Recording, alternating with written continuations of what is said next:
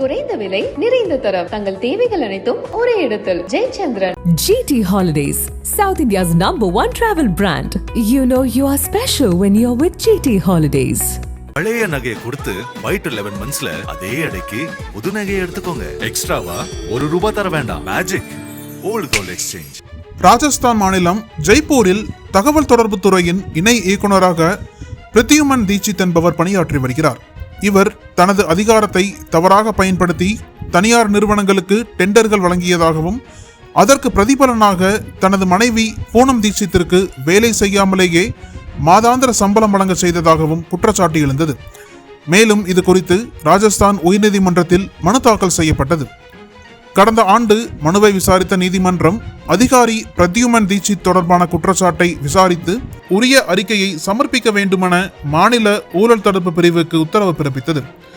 இதையடுத்து கடந்த ஓராண்டாக நடைபெற்ற விசாரணையில் தற்போது பல திடுக்கிடும் தகவல்கள் வெளிவந்து மாநிலத்தையே அதிர்ச்சியில் ஆழ்த்தியிருக்கிறது. அரசு அதிகாரியான Pradyuman Dikshit Aryan pro solutions limited மற்றும் ட்ரீசன் சாஃப்ட்வேர் பிரைவேட் லிமிடெட் ஆகிய இரு தனியார் நிறுவனங்களுக்கு அரசு ஐடி திட்டங்களுக்கான டெண்டர்களை முறைகேடாக வழங்கியிருக்கிறார்.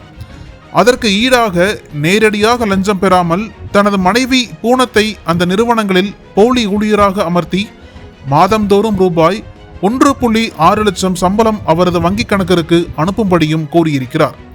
அதனை ஏற்றுக்கொண்ட இரு நிறுவனங்களும் ஜனவரி 2019 முதல் செப்டம்பர் 2020 வரை 21 மாதங்கள் பூனத்தின் 5 தனிப்பட்ட வங்கிக் கணக்குகளுக்கு மொத்தம் ₹54,54,405 பரிமாற்றம் செய்துள்ளது. இந்த காலத்தில் பூனம் ஒரு நாள் கூட அந்த நிறுவன அலுவலகங்களுக்கு செல்லவில்லை. அந்நிறுவனங்களின் இருப்பிடமே அவருக்கு தெரியாது. இருப்பினும் இரு நிறுவனங்களிலும் ஒரே நேரத்தில் அவர் வேலை செய்வதாக கணக்குகள் காட்டப்பட்டன. வருகை பதிவேட்டில் பூனம் வேலை செய்ததாக காட்ட பிரத்யுமன் தீட்சித் தானே கையெழுத்திட்டு வந்திருக்கிறார். இந்த ஊழல் மோசடியில் பிரத்யுமன் பணியாற்றிய அதே துறையின் துணை இயக்குனர் ராகேஷ் குமார் கமலேசும் உடந்தையாக இருந்தது விசாரணையில் தெரிய வந்தது. இதையடுத்து 2025 அக்டோபர் 17 அன்று ஊழல் தடுப்பு சட்டத்தின் கீழ் பல்வேறு பிரிவுகளில் FIR பதிவு செய்யப்பட்டது. அதனைத் தொடர்ந்து பிரத்யுமன் தீட்சித் கைது செய்யப்பட்ட நிலையில் பூனம் தீட்சித் மற்றும் ராகேஷ் குமார் ஆகிய இருவரும் விசாரணை வளையத்திற்குள் கொண்டு வரப்பட்டுள்ளனர். மேலும் இரு நிறுவனங்களின் அதிகாரிகளும் விசாரணைக்கு உட்படுத்தப்பட்டுள்ளனர். உயர்நீதிமன்ற உத்தரவின்படி தொடர்ந்து விசாரணை நடத்தப்பட்டு வருகிறது. இது அரசு டெண்டர்களில் நடக்கும் முறைகேடுகளை வெளிப்படுத்தியுள்ளதுடன் அரசு அமைப்புகளில் ஊழல் தடுப்பு நடவடிக்கைகளின் பலவீனத்தையும் சுட்டிக்காட்டியுள்ளது. விசாரணை அறிக்கையின் முழு விவரங்கள் வெளியானவுடன் அடுத்த கட்ட நடவடிக்கை எடுக்கப்படும் என எதிர்பார்க்கப்படுகிறது.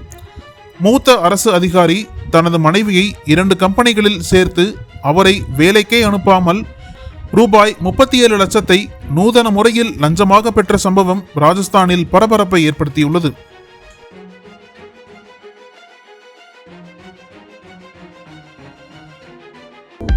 அனல் பறக்கும் செய்திகளை அப்டேட் செய்து கொள்ள நக்கீரன் களத்தை இப்பவே சப்ஸ்கிரைப் பண்ணுங்க.